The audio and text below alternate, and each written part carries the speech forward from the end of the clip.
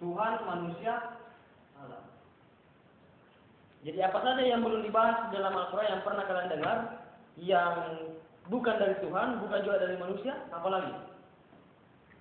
Karena ingat, dalam Al-Quran atau dalam Islam atau dalam hadis itu hanya membicarakan Tuhan, manusia, alam. Ya. Tuhan, manusia, kemudian selain dari pembahasan Tuhan di dalam Al-Quran yang pernah kalian dengar, selain dari pembahasan manusia, apalagi yang pernah didengar, yang kalian dengar, yang ada dalam kitab suci? Ya. Tidak, selain dari Tuhan dan manusia. Selain dari itu pasti masuk di alam. Apa itu? Ya. Yang dibahas dalam kitab suci Al-Quran, selain dari Tuhan dan alam, atau selain dari Tuhan dan manusia? Ya. Apa yang pernah kalian dengar yang dibahas dalam kitab suci Al-Quran yang selain dari Tuhan dan manusia? Ya? Apa itu? Yang mana?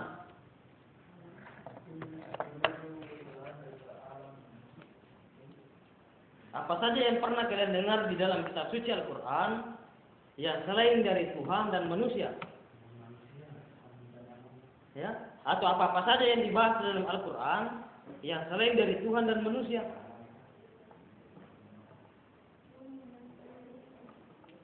Bumi? Itu sudah bumi? Ya? Apa itu? Apa yang dimaksud itu?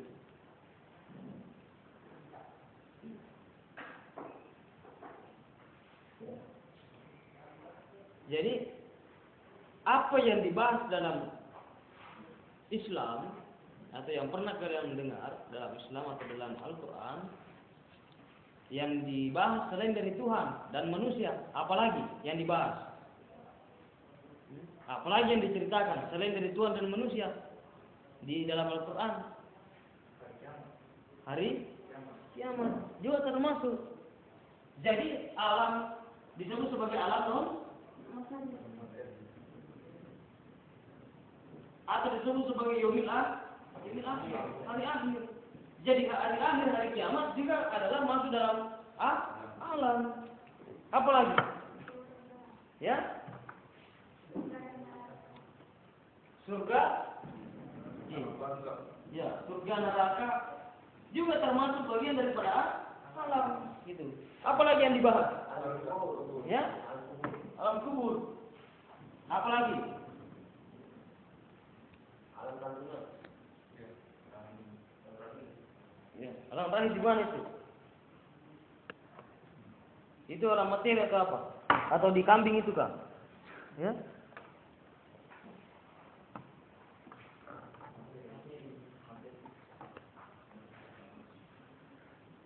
Ya, apalagi yang dibahas dalam kitab suci Al-Quran selain dari Tuhan dan manusia? Selain dari itu semuanya masuk di alam semesta atau di alam. Semuanya masuk dalam pembahasan alam.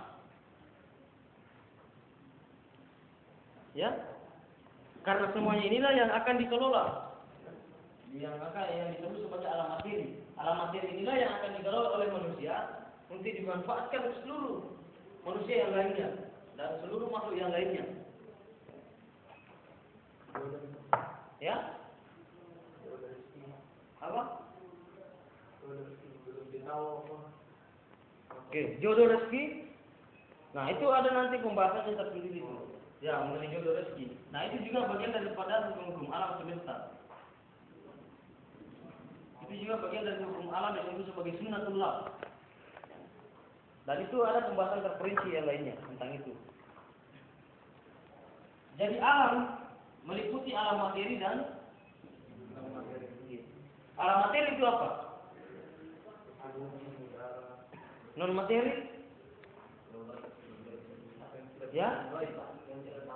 Yang tidak tampak. Kalau Tuhan, ya, berarti Tuhan terbatas, karena dia dibatasi oleh materi. Materi itu dibatasi oleh non materi. Dan non materi itu dibatasi oleh materi. Jadi Tuhan berada di mana? Tuhan berada di mana? Atau Tuhan ada di mana sekarang? Di mana-mana. Ya? Di mana-mana. Maksudnya di mana-mana? Karena Tuhan itu yang membuat jalur dinamis mengajarkan bahwa salah satu nama daripada Tuhan ini sudah terbilang yang disebut dengan energi itu adalah bagian daripada Tuhan. Dengan energi itu bisa dapat di mana-mana. Sehingga timur, barat, selatan, dan utara itu kita bisa menemukan di mana Allah. Ya. Itu di mana-mana. Nah, persoalannya adalah ketika materi, ketika energi itu adalah materi. Itu energi.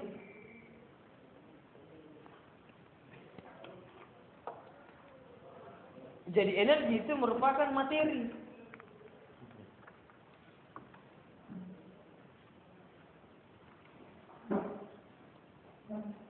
Jadi di mana Tuhan sekarang?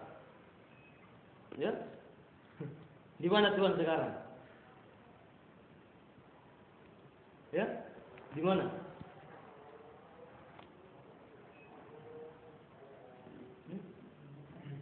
Tuhan ada atau tidak ada? Terus di mana dia sekarang?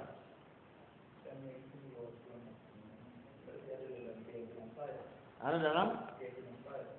Kalau orang tidak meyakini, berarti tidak ada. Begitu.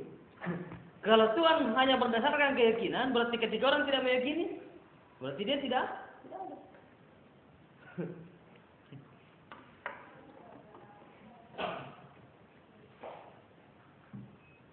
Tuhan itu berada di alam apa? Alam materi atau non materi? Nah, kalau non materi berarti Tuhan dibatasi oleh materi.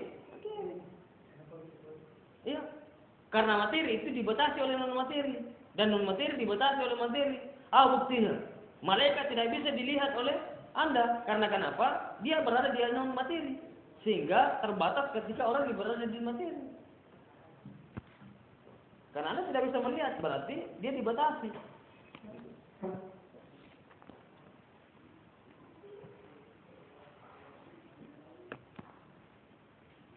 Jadi itu non materi dan materi.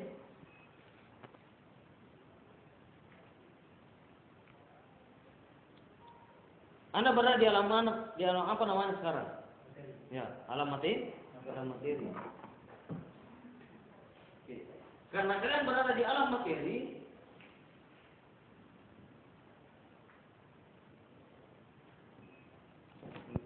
bagaimana itu materi? Materi itu diliputi oleh ruang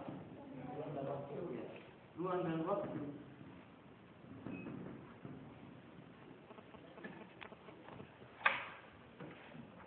Jadi materi itu merupakan ruang dan waktu.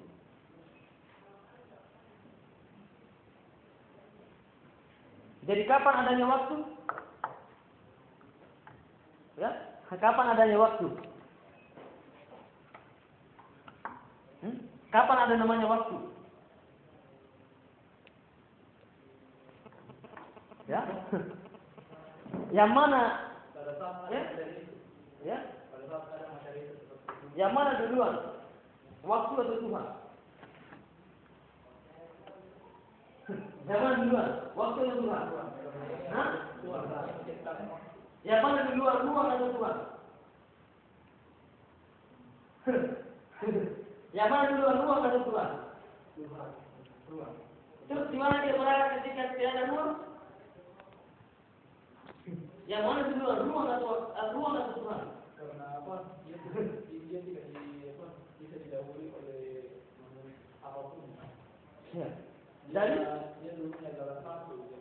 Jadi Tuhan di mana dulu waktu sebelum adanya ruang? Jadi dia di luar daripada ruang. Di mana itu? Tidak daripada ruang?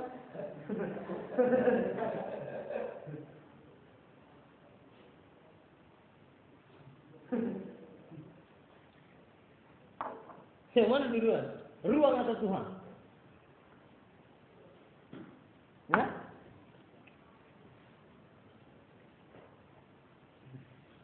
Iya. Tidak. Ya. Tidak terikat oleh ruang dan waktu. Itu Tuhan. Makanya dalam rumusan filsafat pun bisa ditemukan tentang keadaan Tuhan. Kenapa? Karena materi adalah diliputi ruang dan waktu. Ruang dan waktu segala sesuatu yang materi maka sifatnya bergerak. Itu. Segala sesuatu yang bergerak pasti ada yang menggerakkan. Yang menggerakkan itu dalam penemuan filosof terdahulu atau para filsafat terdahulu dijelaskan bahwa yang disebut di situ adalah sesuatu yang memiliki kekuatan besar yang melampaui manusia. Ada yang menyebutkan itu namanya faktor X, seperti yang dikatakan oleh Pythagoras, ataukah ada sesuatu yang diyakini di luar daripada manusia yang memiliki kemampuan yang lebih. Nah, itulah penemuan dari pendekatan filsafat bahwa manusia atau alam semesta merupakan itu adalah materi. Sedangkan materi itu diliputi oleh ruang dan waktu. Nah, ketika itu materi maka semuanya itu bergerak. Semuanya itu mengalami pergerakan.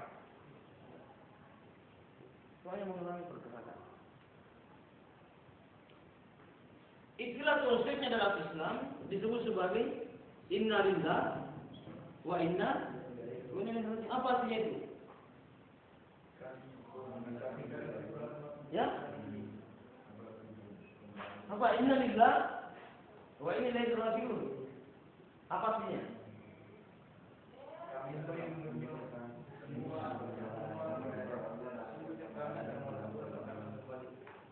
Akan kembali.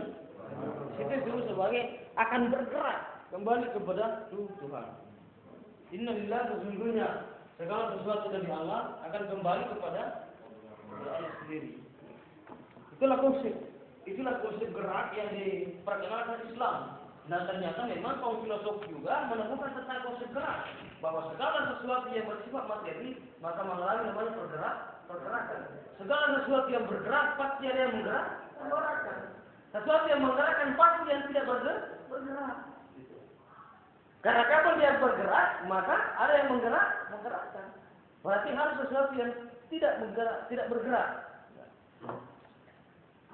Siapa yang tidak bergerak dalam dimensi ruang dan waktu, yaitu Tuhan.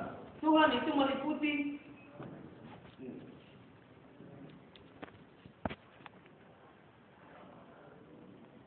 jadi ibaratnya di sini adalah jangkauan Tuhan, karena jangkauan Tuhan tidak terikat oleh ruang dan waktu. Itulah sebabnya dalam Al-Quran dikatakan, dimanapun kau menghadapkan wajahmu, disitulah Tuhan. Dimanapun kau menghadapkan wajahmu, disitulah wajah Tuhan. Itu maknanya apa? Itu berarti Tuhan tidak terikat oleh ruang dan waktu. Dia tidak terikat oleh ruang dan waktu. Nah, karena Tuhan tidak terikat oleh ruang dan waktu, maka salah ketika orang bertanya, Tuhan di mana?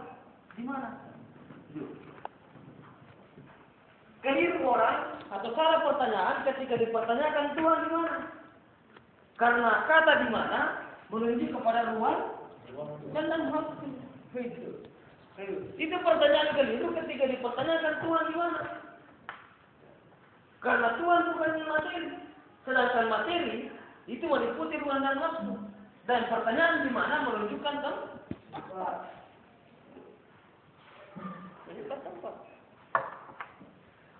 Dari pertanyaan yang terjebak kawan-kawan ketika dipertanyakan di mana Tuhanmu? Ya.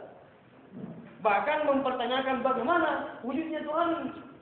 Ketika mempertanyakan bagaimana wujudnya Tuhanmu, berarti dia mati yang berwujud. Ketika ada pertanyaan yang keliru, tanggung jawab kalian nanti yang meluruskan itu. Sebagai ketika sudah dinyatakan lulus di ini, ada kajian yang memang tanpa ada Al-Quran itu hanya filsafat Anda mampu menjelaskan tentang konsep ketuhanan.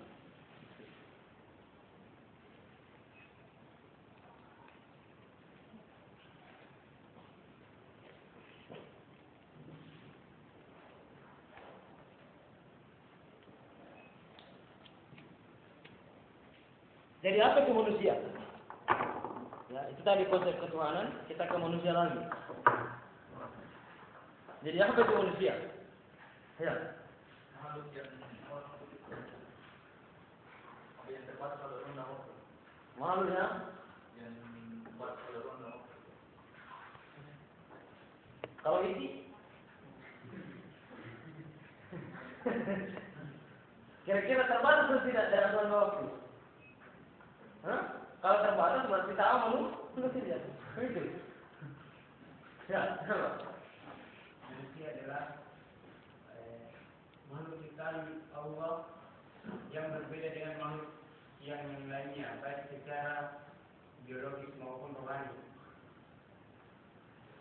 makhluk yang berbeda dengan lainnya. Kalau putih berbeda dengan manusia itu. Beda, kucing itu tidak punya agama, sedangkan manusia punya agama. Jadi manusia yang tidak punya agama, gimana itu?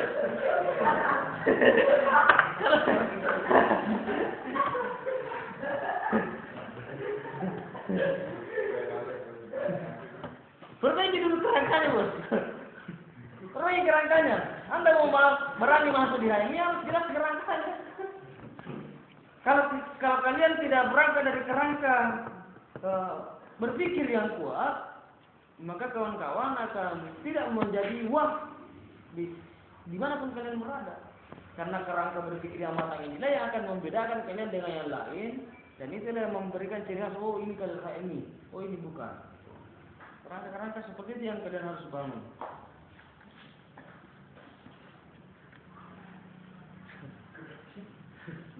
Itulah sebabnya Ibnu Arabi, salah satu ulama-ulama Sufi, yang mengatakan bahwa sebenarnya kalian bukanlah manusia, hanyalah sosok yang berbentuk manusia.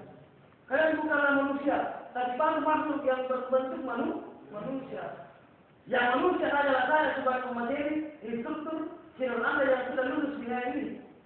Makanya saya datang ke sini untuk memanusiakan kawan-kawan. Ibnu Arabi, salah satu ulama Sufi, mengatakan bahwa kalian bukanlah manusia.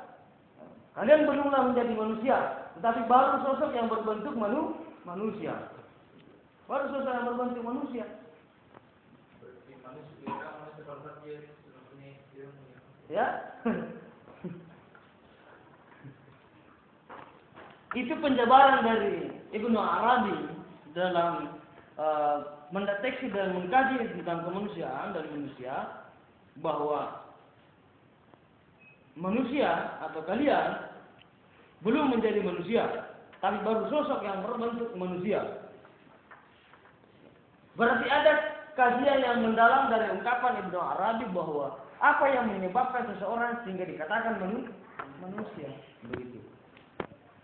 Apa yang menyebabkan seseorang dikatakan manusia? Ya? Akal?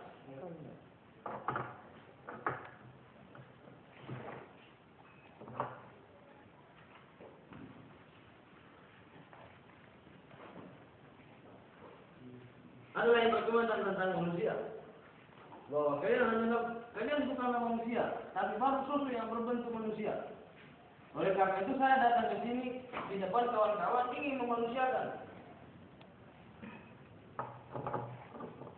ingin menjadikan kawan-kawan sebagai manusia. Karena sekarang baru sosok yang berbentuk manusia.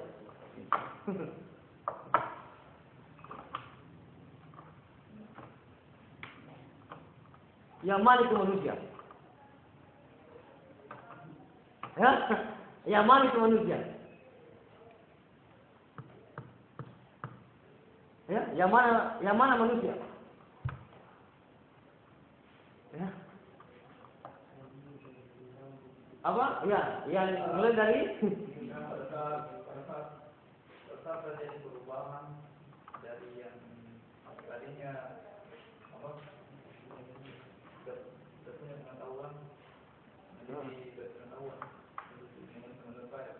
Ya. Apa yang mana itu manusia? Ya, manusia. Yang mana manusia?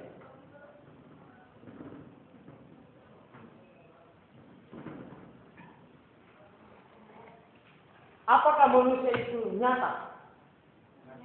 Ya? Apakah manusia itu nyata? Apa buktinya? Karena dia punya wujud. Punya wujud. Apakah manusia itu asli? Ya. Maksudnya yang tadi di sini apa betul-betul asli manusia? Ya.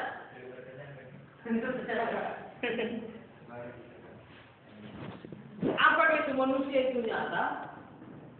Asli? Atau real? Apakah itu manusia real? Apa itu real? Ya?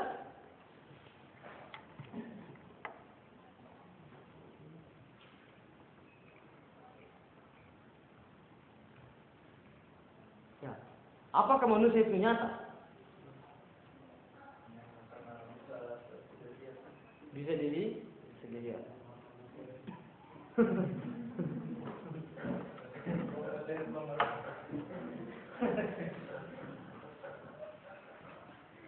Jadi banyak definisi tentang manusia. Pertama tadi yang pertama adalah Ibnu Arabi, karena dia adalah ulama sufi sehingga kita harus menafsirkan apa yang dia bahasakan, gitu. Jadi bahasa itu sangat mendalam, karena jadi keliru ketika kita memahami menggunakan pendekatan teks. Apa yang dia tulis, apa yang dia ucapkan, kita keliru ketika memahami seperti itu, karena dia berbicara tentang sesuatu yang sangat dalam.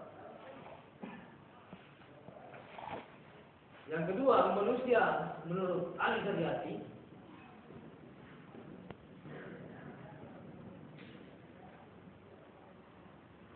adalah peraturan antara lempung busuk dan roh ilahiyah. Jadi Ali Zaryati mengatakan bahwa manusia merupakan peleburan antara lempung busuk dan roh ilahiyah. Disebut sebagai jasad.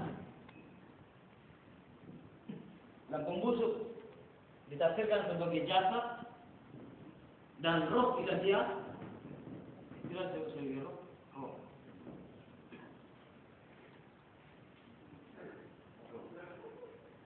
Roh itu dari mana?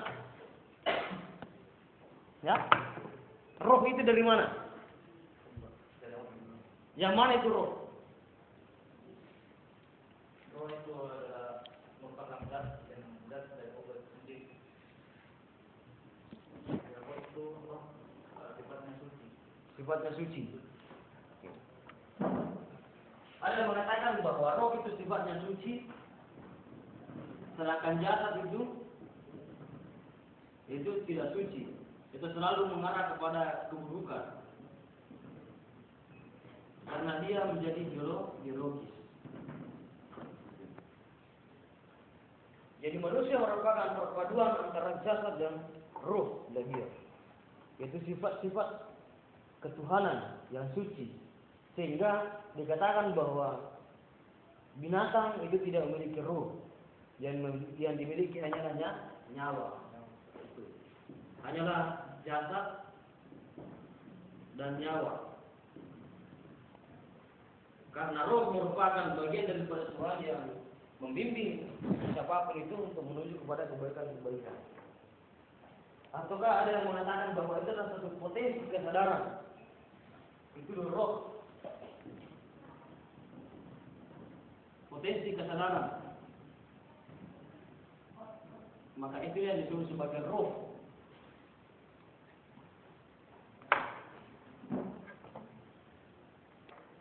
Jadi roh inilah yang membimbing seseorang mencapai tingkat kesadaran. Itulah roh.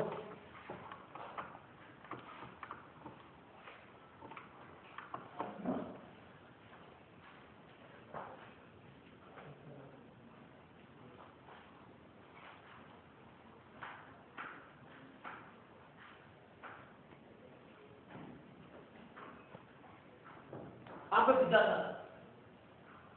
Ya? Apa itu jasad?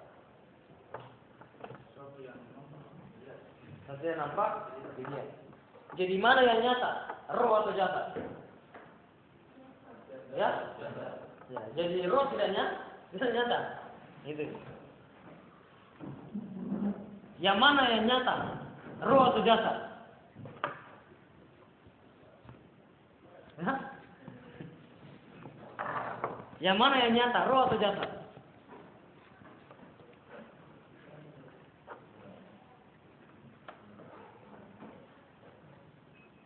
Yang mana kira-kira yang nyata? Roh atau jasad? Roh. Ya? Apa alasannya? Keduanya sesungguhnya kalau kita nanti sudah meninggal, maka tinggal roh kita yang nantinya akan hidup. Ya. Jasad kita akan perlahan-lahan akan mati, akan hilang. Nah, jadi yang mana yang nyata? Roh. Roh.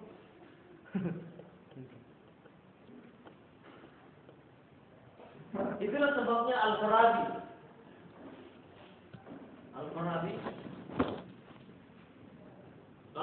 adalah salah satu tokoh yang filsuf. Kalau Ibnu Arabi dia adalah tokoh atau ulama sufi, sedangkan Al-Farabi adalah ulama filsuf atau tokoh filosof atau orang yang berfilsafat, mengatakan bahwa sesungguhnya manusia hanyalah bayangan. Dikatakan bahwa sesungguhnya manusia hanyalah bayangan.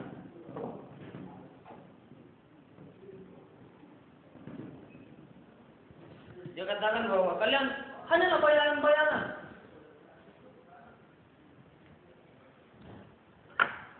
Dan mirip sekali pernyataan Ibnu Arabi yang mengatakan bahwa sesungguhnya kalian bukanlah manusia, tapi sosok yang berbentuk manusia. Sedangkan Al-Farabi mengatakan bahwa manusia itu hanyalah bayangan, hanyalah bayangan-bayangan. Bayangan itu asli atau tidak? Ya, bayangan. Apakah itu yang dimaksud manusia? Ketika manusia memiliki bayang-bayangan, ya, yang mana asli? Yang mana asli di sini? Yang apakah bayangannya asli ini? Yang mana itu asli? Ya, yang berdiri. Ini bayangannya tidak. Nah, Anda di situ bahwa manusia hanyalah bayangan. Yang mana aslinya kalian?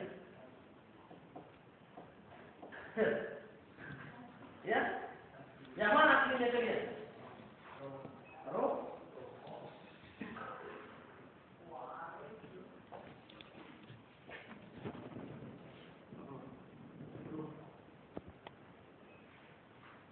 Jadi siapa yang mendapatkan pertanggungjawaban nanti di akhirat? Jasad atau roh? Roh. Sedangkan roh itu dari mana? Dari itu. Berarti yang bertanggung jawab adalah itu.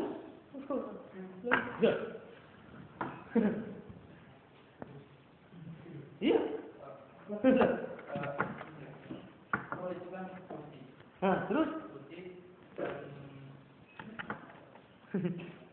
Kecelakaan roh itu akan terjadi manakala tempat jasad yang tempat ini itu adalah jasad yang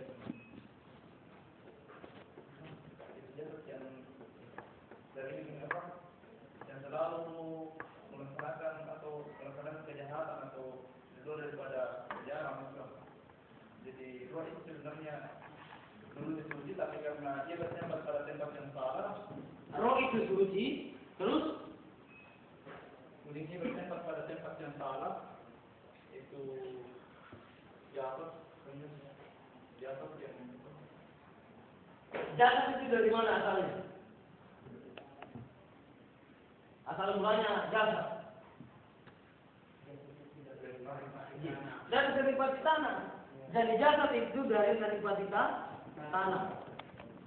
Itulah yang kemudian menjadi jasad. Sementara roh itu dari Tuhan.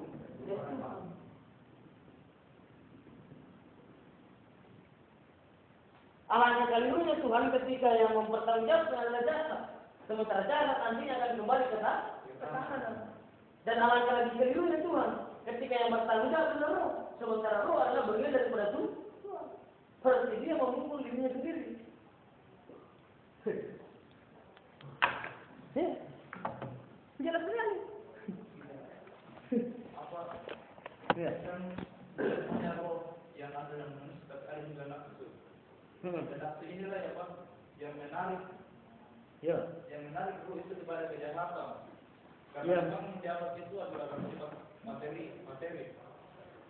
Dan sesuatu yang bersifat materi itu pasti akan menuju kepada hal-hal yang bersifat materi pula, yaitu nafsu, keinginan dan lain sebagainya. Ya. Sehingga yang bertanggung jawabnya tentunya adalah Nah, siapa bertanggung jawab? rohnya. Ya. Roh. Kenapa roh? Karena ia sudah pernah bersaksi dia. Nah, sementara hakikatnya roh adalah suci. Ya. Itulah sebabnya roh ini harus selalu dibimbing kesuciannya melalui dengan ibadah. Itulah sebabnya ibadah itu sangat penting dalam kehidupan keseharian manusia, karena ibadah inilah yang akan mengolah roh untuk tetap pada fitrahnya itu suci. Ketika orang jarang beribadah, maka berpotensi roh ini akan terkotori, maka dia yang mendominasinya adalah jasad. Ketika yang mendominasi dalam kehidupan manusia adalah jasad, sementara jasad hakikatnya selalu kepada keburukan. Hakikatnya selalu kepada keburukan. Makanya ibadah 5 kali sehari itu disebut sebagai salat 5 waktu adalah sesuatu hal yang mensucikan, sebagai pengolahan kembali supaya senantiasa disucikan roh itu.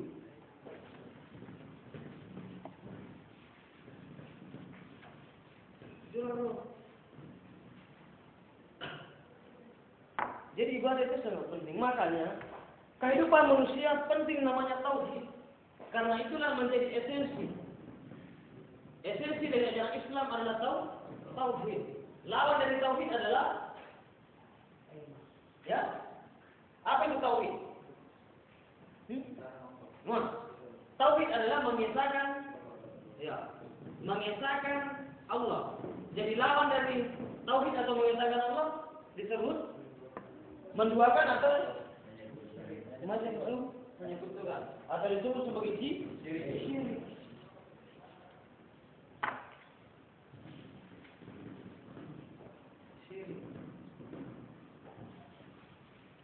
Jadi tauhid itu mengesahkan Allah atau mengesahkan Tuhan.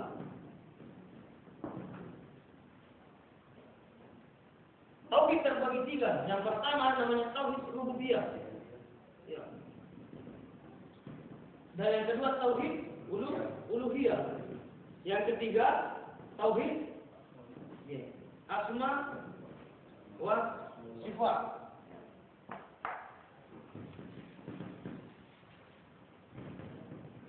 Asma wa sifat.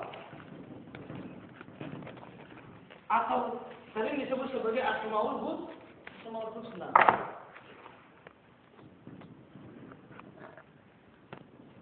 Asmaul husna.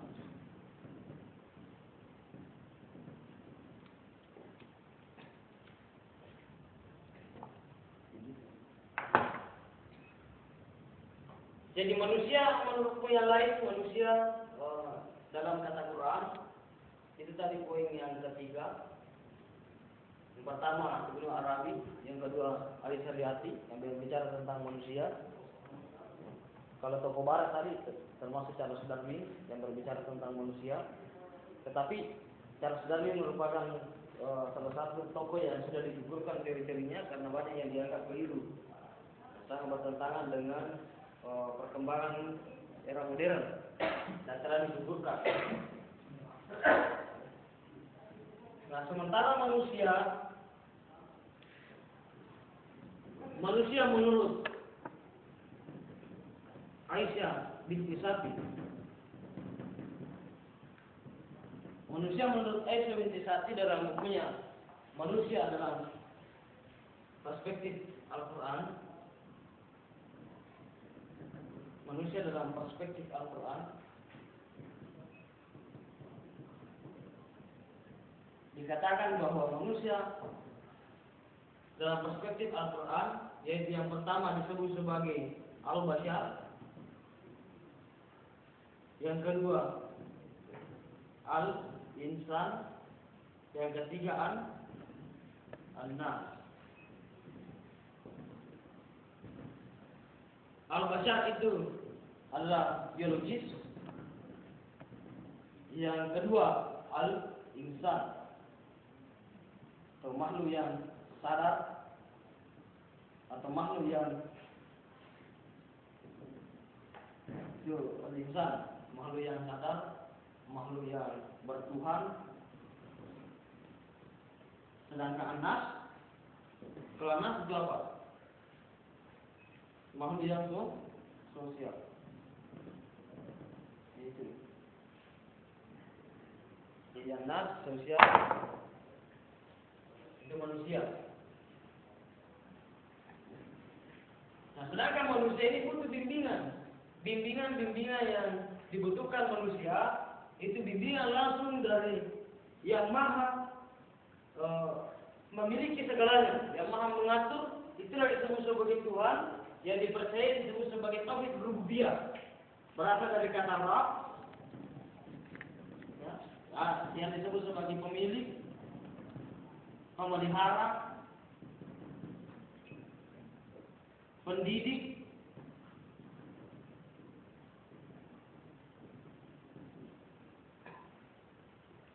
Itulah sebabnya fakultas pendidikan disebut sebagai fakultas tarbiyah. Tarbiyah asal kata dari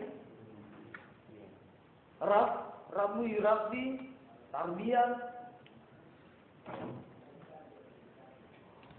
Itulah sebabnya dalam surah Al-Fatihah disebut Alhamdulillahirabbil alamin. Segala puji bagi Allah, pendidik alam semesta. Jadi di situ kurang tepat ketika dikatakan Tuhan alam semesta, karena di situ menggunakan kata Rabb. Ya. Jadi Alhamdulillahirabbil alamin, di situ ada Rabb, pemelihara, pemilik, pendidik. Jadi rububiyah merupakan pemilik dari segala yang diciptakan. Maka karena Tuhan merupakan semua yang diciptakannya merupakan miliknya, maka dia harus menjadikan satu bimbingan. Jadi dia harus menciptakan satu petunjuk untuk dijadikan sebagai pedoman. Pedoman inilah yang diturunkan oleh seluruh nabi dan rasul, yang disebut sebagai 25 rasul. Nabi dan Rasul, mulai dari Nabi Adam sampai Muhammad. Itulah sebabnya diturunkan petunjuk melalui dengan perantaraan malaikat turun kepada Rasulnya sebagai pembimbing dan petunjuk kepada umatnya di setiap zaman. Itu rububiyah. Ya, rububiyah itu harus jadi kepercayaan seperti itu. Di situ adalah proses penyembahan dan bagaimana manusia menyembah kepada yang satu itu, yaitu Tuhan. Sementara uluhiyah merupakan tauhid atau kepercayaan kepada Allah, yang kepada sifat kepada nama yang disebut sebagai Allah dan sifatnya atau dan zatnya. Jadi di sini adalah nama dan zat.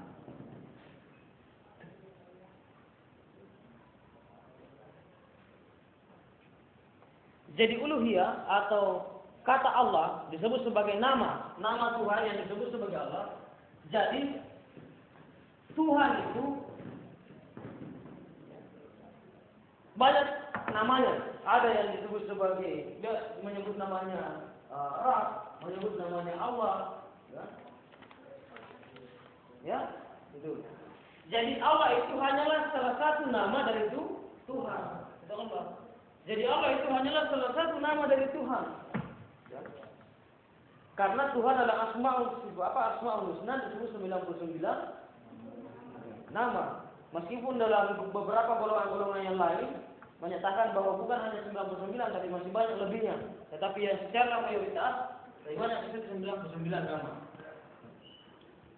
Nah, uluhiyah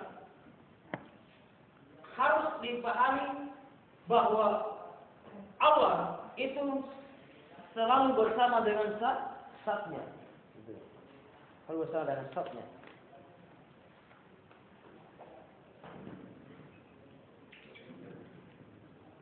Jadi Allah itu selalu bersama dengan zatnya. Ada yang mengerti tentang itu? Apa itu zat? Ya? Apa itu zat? Ya, apa itu zat?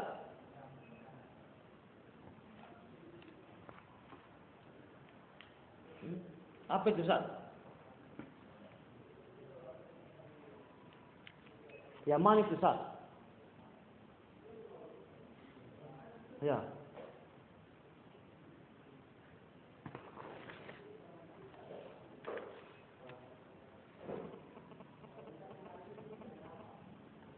Anda memiliki zat? Yang mana itu? Ya? Tubuh.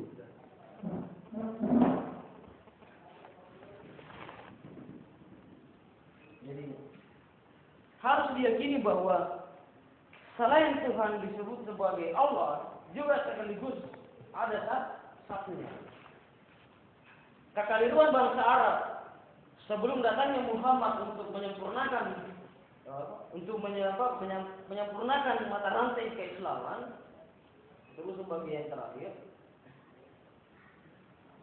Semua orang mengakui dulu di masa Arab sebelum Muhammad, semuanya orang mengakui bahwa yang menciptakan langit, yang menciptakan alam semesta, yang menurunkan hujan adalah Allah. Tetapi yang disembah bukan Allah. Dia menghadirkan namanya patung. Dia menghadirkan patung-patung. Dia menghadirkan dewa-dewa. Itu berarti tauhid uluhiyah dia tidak ada. Sementara lawan dari tauhid adalah syirik atau musyrik atau menduakan Tuhan.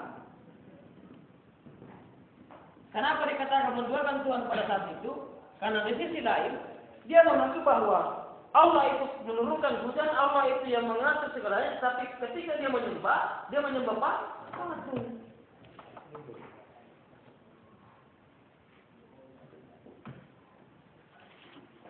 Nah, sekarang berubah. Sekarang sudah berubah. Yang disembah seseorang bukan lagi patung sebagaimana patung yang ada pada saat itu. Tetapi era modern muncul lagi hal-hal yang baru. Yang pertama menyembah pejabat. Itu salah satu penyembahan. Yang kedua menyembah perempuan. Ketika perempuan itu merupakan satu pengganti sehingga malaikat seseorang beribadah kepada Tuhannya, berarti dia adalah orang yang yakin bahwa Tuhan yang menciptakan disebut sebagai Allah, tetapi cara penyembahannya bukan kepada Tuhannya. Ada orang yang menyembah karena harta, ada orang menyembah karena kedudukan.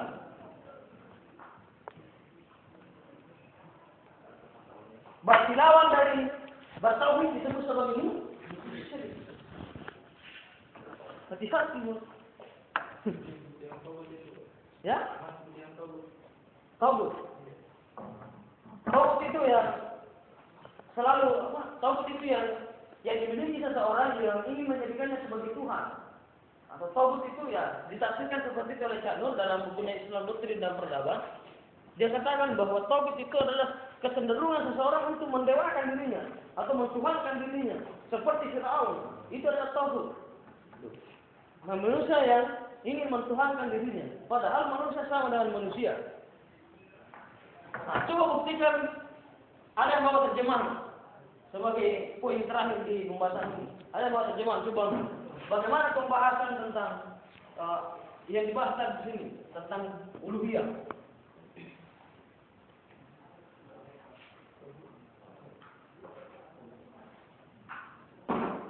Silakan ya. Ada. buka 29:63. Ya, surah ke-29 63. Di situ ada penjelasan yang secara uluhiyah.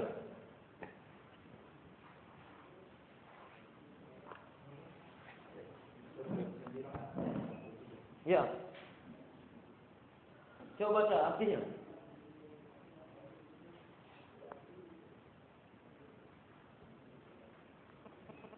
Sudah apa? Dan jika kamu bertanya kepada mereka, ya, terus jika kamu bertanya kepada mereka, siapakah yang menurunkan air dari langit? Siapakah yang menurunkan air dari langit? Lalu dengan air itu dihidupkan bumi yang sudah mati. Terus Pasti mereka akan menjawab Allah. Pasti dia akan menjawab Allah. Itulah yang dipertanyakan di waktu Muhammad belum hadir. Bahwa siapakah Tuhan sebenarnya? Siapakah yang menciptakan alam semesta? Siapakah yang menurunkan air? Ternyata orang pada saat itu sudah mengenal namanya Allah. Tapi terus gimana kelanjutannya? Tidak puji bagi Allah, tetapi kebanyakan mereka tidak mengerti. Ya. Kebanyakan mereka tidak mengerti. Yang lain coba 43:87. Surah 43:87. Yang berbicara tentang tauhid uluhiyah, yaitu Dan jika engkau bertanya kepada mereka, ya, siapakah yang menciptakan mereka? ya, siapa yang menciptakan kalian begitu? Atau mereka? Dan mereka menjawab Allah. Ya. Jadi bagaimana mereka dapat dipalingkan dari menyembah Allah? Nah, sejarah itu di masa Muhammad belum hadir membawa risalah-risalah kesempurnaan Islam yang sebagai nabi penutup. Ketika orang kafir pada saat itu ditanya, siapa yang menciptakan kamu? Maka dia menjawab Allah. Tetapi persoalannya adalah dia tidak menyembah Allah, tapi yang disembah adalah patung. Ini kita mau baca ulang di situ. Bagaimana penjelasannya? Dan jika engkau bertanya kepada mereka, siapa yang menciptakan mereka? Ya. Dan mereka menjawab Allah. Ya, terus? Jadi bagaimana mereka dapat dipalingkan dan menyembah Allah? Itulah dia memalingkan, dia tidak menyembah haknya Tuhan.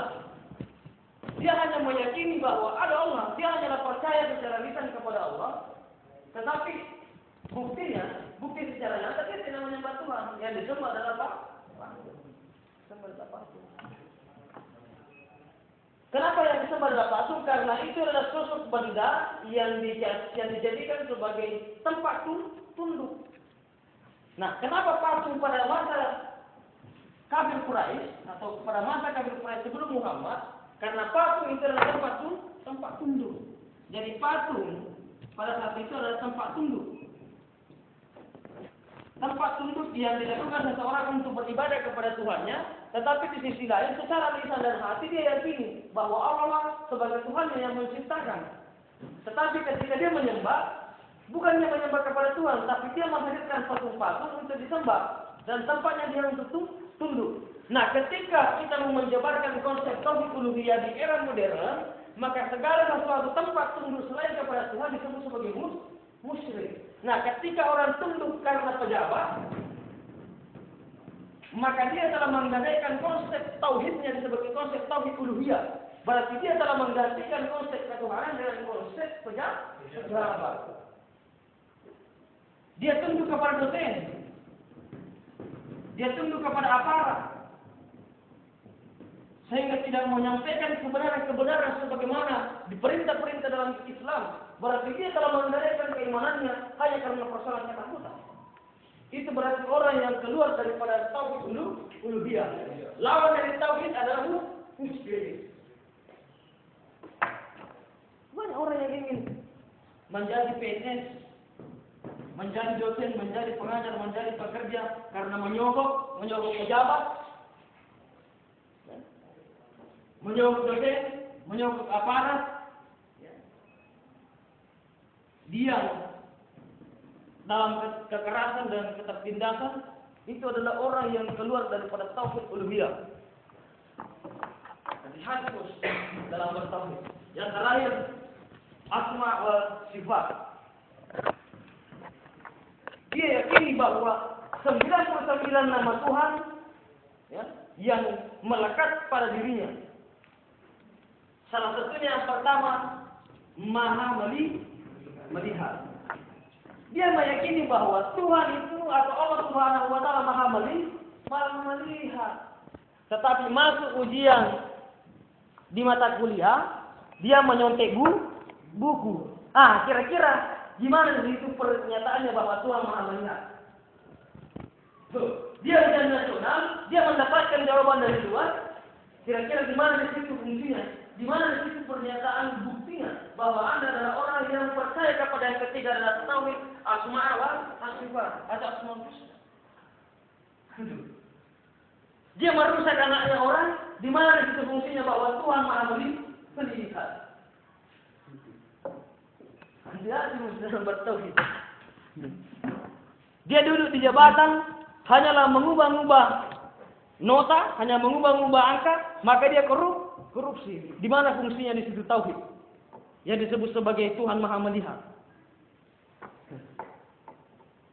Dia menipu orang, dia mengadakan kecurangan, di mana di situ namanya fungsi tauhid, yang disebut sebagai mengesahkan Tuhan dan meyakini bahwa Tuhan Maha melihat. Itu baru salah satu. Itu baru salah satu yang harus direfleksi bahwa inilah kondisi keberislaman hari ini. Ketika tauhid ini dipertanyakan.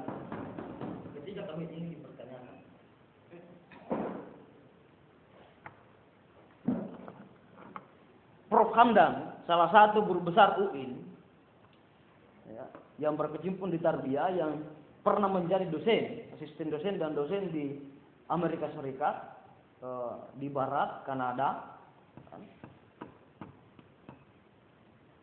Mahasiswa dan mahasiswinya berbaju seksi semua, soalnya seksi, bahkan robek-robek semua pakaiannya. Bahkan ketika Prof. Hamdan menyuruh dia berpisah antara laki-laki dan perempuan diketawai. Ya, semua mahasiswa-mahasiswa tertawa karena itu sesuatu yang sangat baru dengan terapan-terapan itu. Karena dia memakai konsep Islam yang dulunya bercampur baur saja dalam ruangan. Tapi pada saat dia ujian, berjauhan semua dengan tempat-tempat dengan temannya, dan semuanya hanya tunduk mengerjakan semua pekerjaannya. Tapi ketika Prof. Hamdan menguji orang Indonesia, minta ampun ributnya, tengok kiri kanan, nyontek buku dan kiri kanan, pura-pura tidak tahu, pura-pura tidak dilihat, tapi semuanya berjilbab, semuanya pakai kopiah, semuanya adalah orang yang mengaku Islam. Nah, ini adalah pertanyaan saudara, yang mana kaitu esensi ajaran Islam? Esensi ajaran Islam adalah orang yang menegakkan namanya tauhid, yaitu tauhid rububiyah, uluhiyah dan asma wa sifat. Jadi ketiga tauhid ini harus ada dalam diri kawan-kawan.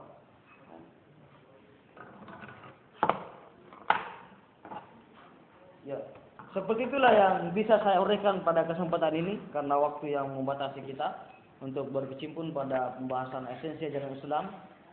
Esensi ajaran Islam inilah yang menjadikan sesuatu yang melekat pada satu ajaran yang disebut sebagai esensi.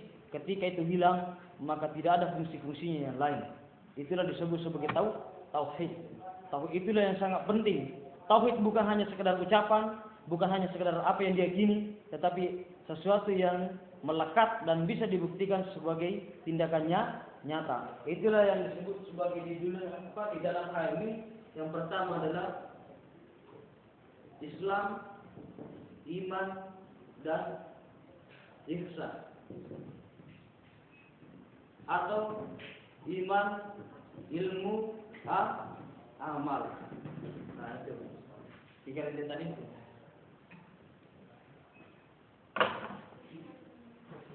Itulah 3 rentetan yang ada dalam keislaman.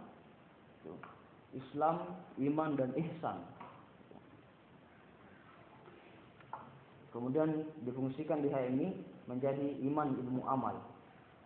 Jadi tanpa amal maka tidak ada fungsi-fungsinya dari segala hal. Dan tanpa tauhid maka Islam hanyalah sebatas label, Islam hanyalah sebatas simbol. Karena tanpa tauhid, seperti tadi, dia adalah orang Islam, dan mengaku bahwa dia Tuhan Maha Melihat, mengaku bahwa Tuhan adalah Maha Pencipta, tetapi dia tunduk kepada sesuatu selain Tuhan, berarti dia telah musyrik. Tunduk kepada pejabat, ya, tunduk kepada aparat, tunduk kepada dosen. Nah, itu adalah Anda menggantikan fungsi-fungsi ketuhanan, yaitu tempat ketundukan disebut sebagai Islam. Hati-hati bos dalam berislam. Baiklah kawan-kawan, seperti itulah yang sempat saya uraikan. Sebagai fatwa-fatwa yang terakhir bahwa Ali Saryati mengatakan di masa mudamu adalah masa berkarya, silakan saudara-saudari berkarya sebanyak-banyaknya dan setinggi-tingginya dan semaksimalnya, karena Anda lah yang akan menentukan apakah esok hari Anda menggoreskan tinta keemasan atau tinta kehitaman. Dan Ali Saryati mengatakan, saudara-saudariku, jangan selalu menjadi ulat yang senantiasa membusuk dalam kepompongnya, tapi teruslah berusaha untuk menjadi seekor kupu-kupu yang cantik dan indah, yang senantiasa mempelajari setiap kepakan-kepakan sayapnya. Billahi taufiq wal hidayah. Yakin saya sampai. Assalamualaikum warahmatullahi wabarakatuh.